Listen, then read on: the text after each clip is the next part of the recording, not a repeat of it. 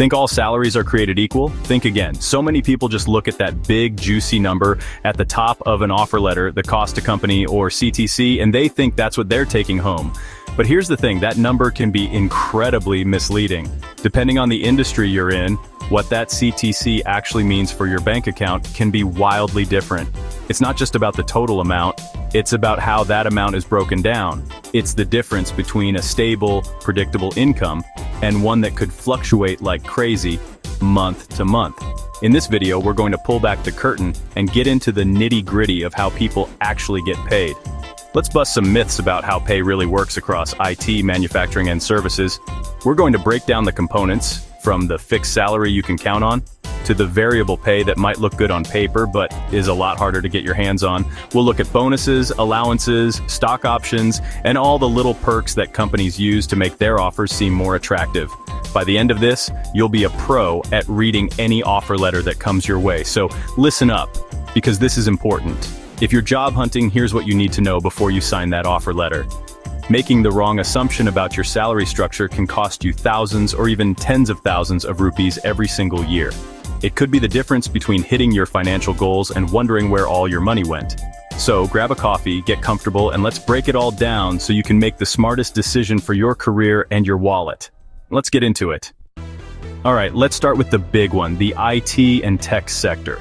This is where you often see those headline-grabbing CTC figures that make everyone's jaw drop, and for the most part, the structure here is pretty favorable for the employee. The foundation of an IT salary is a high fixed component.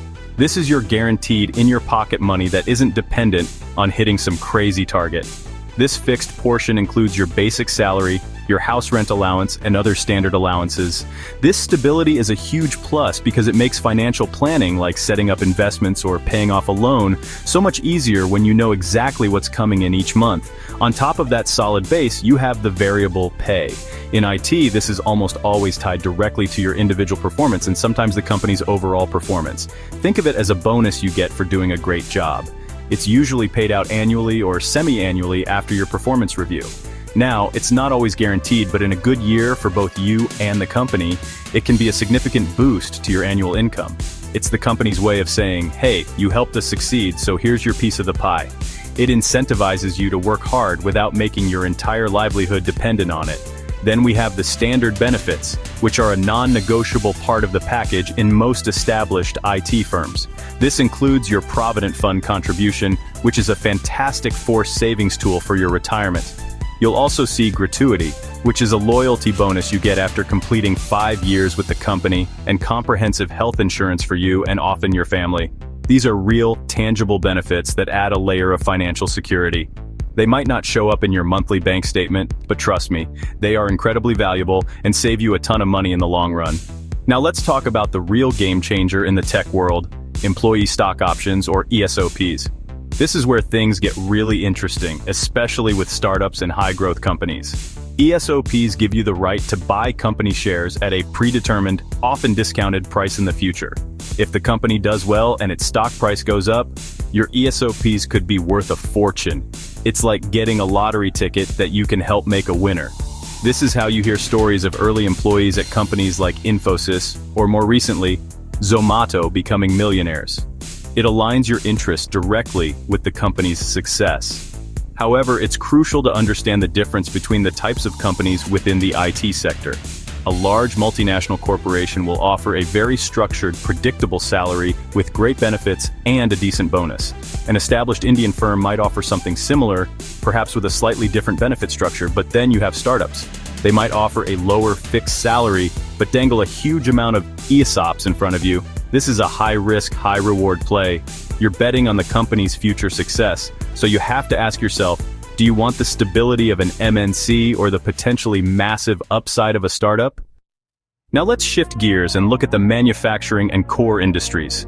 Think steel, automotive, cement, and engineering. The salary structure here is often a world away from the tech sector. It's all about structure, predictability, and long-standing rules. The pay scales are typically very well defined, often based on grades or levels within the company. There's less room for individual negotiation compared to IT because the framework is so rigid. The core of your pay is your basic salary plus a dearness allowance. or DA, which is designed to offset the impact of inflation. This structure has been around for decades and is deeply embedded in the industrial culture.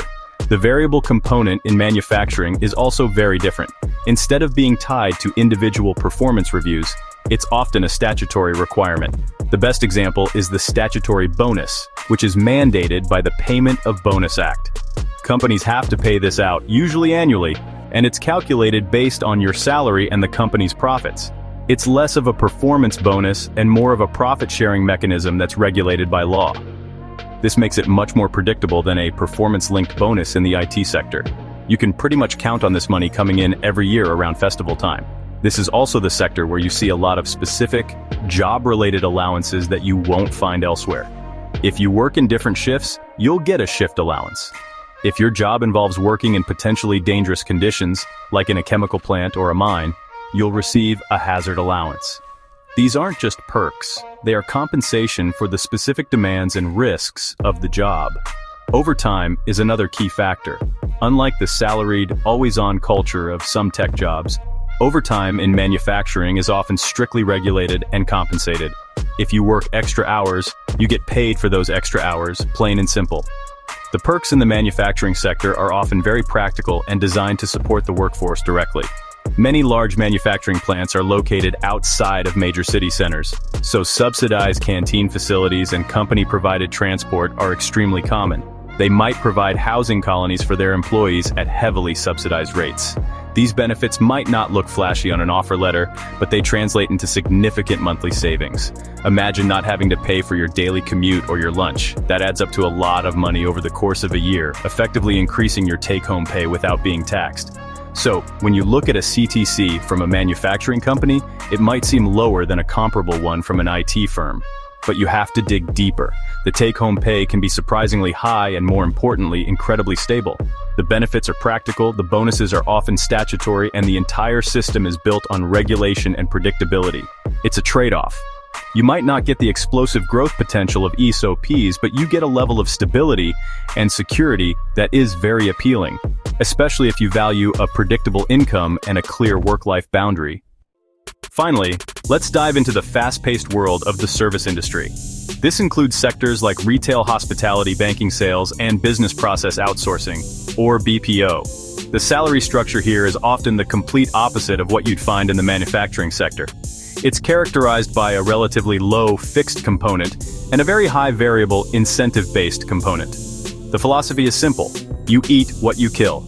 Your earnings are directly tied to the business you bring in or the targets you achieve. This creates a high-pressure, high-reward environment that can be incredibly lucrative for top performers. The variable pay is really the star of the show here. We're talking about things like sales commissions, quarterly or monthly performance bonuses, and other incentives. For example, a salesperson might have a modest base salary but the potential to earn 2 or 3 times that amount in commissions if they have a great month. In a BPO, your variable pay might be linked to metrics like customer satisfaction scores or the number of calls you handle. This structure is designed to motivate employees to be as productive as possible. However, it also means your income can be a bit of a roller coaster, with huge swings from one month to the next. This is where you have to be extremely careful with the CTC figure. A company might show you a CTC that includes the so-called target or on-target earnings, which assumes you hit 100% of your goals. But what if you only hit 80%? Or what if the targets are so ridiculously high that almost no one ever hits them? Suddenly that impressive CTC doesn't look so good. You must ask critical questions. What is the guaranteed take-home pay, no matter what? What percentage of the team actually achieves their full target incentive? You need to separate the guaranteed money from the maybe money.